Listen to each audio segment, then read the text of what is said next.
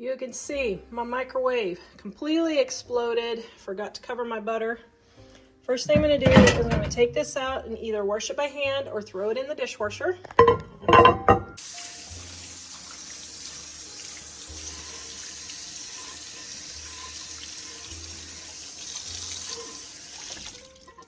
All right, I just timed myself. That literally took me 20 seconds to wash this. If you need to let it soak because you've got some really stuck on stuff, maybe give yourself 30 seconds to a minute, but that's super fast. Now I'm gonna wipe down the rest of the microwave.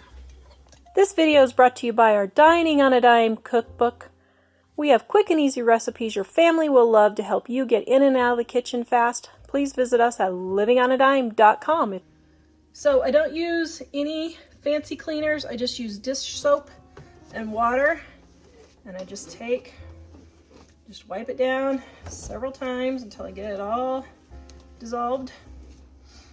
Then I just take my towel and I wipe it dry.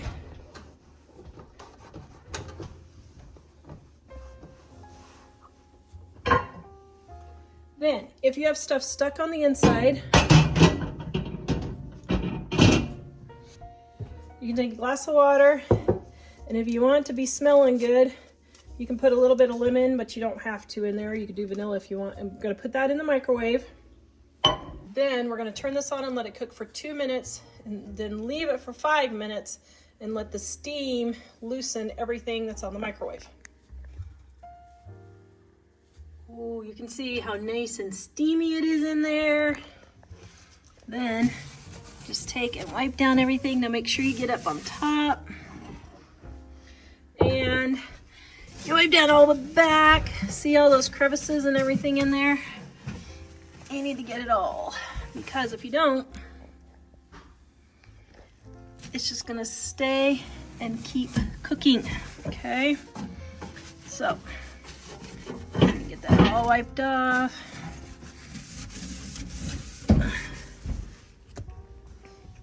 Then we're gonna dry. I don't use paper towels to dry, I use just a dishcloth.